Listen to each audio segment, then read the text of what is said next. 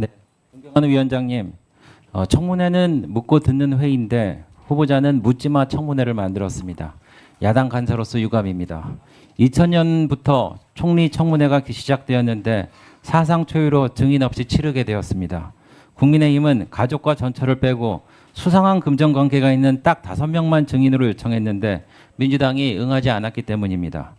자료가 없는 깜깜이 청문회입니다. 그 이유는 후보자가 본인을 포함한 주변인의 개인정보 동의를 제대로 하지 않았기 때문입니다. 여기 보이시는 83개 기관은 개인정보 동의서를 받아야 하는데 제대로 시행되지 않았습니다. 쟁점을 제대로 설명하는 알맹이 있는 자료는 전무합니다. 당초에 민주당은 인사청문회법상 3일 이내의 기간을 2일로 하는 대신에 성실히 자료를 제출하겠다고 위원장님 앞에서 약속하지 않았습니까? 타조가 모래에 머리를 묻는다고 큰 몸통이 안 모입니까? 저는 6년 전에 있었던 조국 청문회의 재방송을 보고 있는 것 같습니다. 당시 청문회에서는 증인이 딱 1명 출석했고 자료도 제대로 갖추지 못했습니다. 다루는 의혹도 오늘과 매우 닮았습니다. 검찰 고발도 당했습니다. 부실한 청문회 이후에 여론이 악화되어 후보자는 결국 취임한 지 35일 만에 사퇴했습니다. 오늘도 이쯤 되면 지난 한덕수 총리 청문회 때처럼 회의를 연기하는 것이 맞을 것입니다. 오늘 열린 회의에 저희가 참석한 것은 후보자에게 위원장님께서 직접 촉구해 주시기를 바라기 때문입니다. 위원장님, 지금 중요한 것은 후보자와 가족 등 관련자들에게 청문회에 필요한 개인정보 동의서를 오늘 오전 중에 모두 사인하게 하는 것입니다. 후보자의 다짐을 받아주십시오. 위원장님께서는 이행 안 되면 특단의 조치를 해주십시오. 이것은 저희가 지난주에 법무부에 갔을 때 개인정보 동의서를 청구를 했습니다마는 우리 국무총리 후보자는 아직까지 사인을 안 했습니다. 이 자리를 통해서 사인해 주시기를 다시 요청을 합니다. 후보자가 입증하지 못하는 한 여태까지 나왔던 의혹을 모두 인정하는 거라고 할 수밖에 없겠습니다. 조용히 하세요. 5억을 벌었는데 14건을 썼다 하면은 나머지 8억에 대해 자료로서 설명하면 됩니다. 자녀의 특혜 논란은 대학교 입시 서류만 제출하면 간단히 설명될 일입니다. 이상입니다. 네.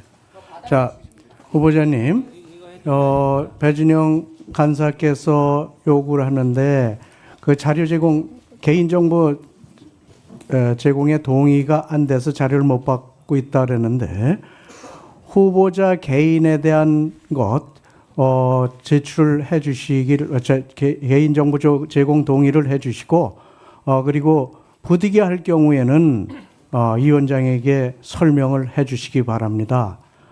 그렇게 해 주시겠습니까? 이게 마이크가 되는가요? 제가 말씀드릴까요? 네, 그냥 말씀하시면 됩니다. 네.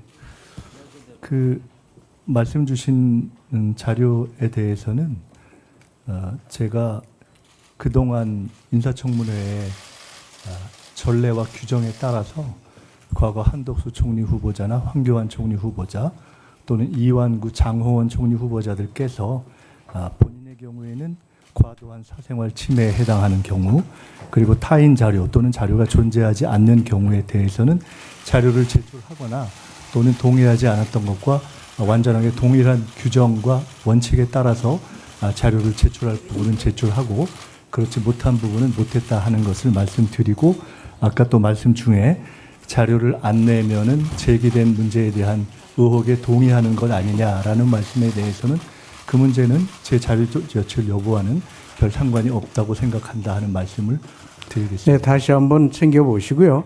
어저께 뭐 밤늦게까지도 동의가 돼서 자료가 왔다는 보고를 받았는데 아직 도착하지 않은 것도 있을 거고 부득이 자료 제출하지 못한 자료라든지 또는 자료가 없는 경우 이런 경우에는 이 위원장에게 설명을 해줄 수 있도록 조치를 하시기 바랍니다. 네, 위원장님 그렇게 하겠습니다. 네.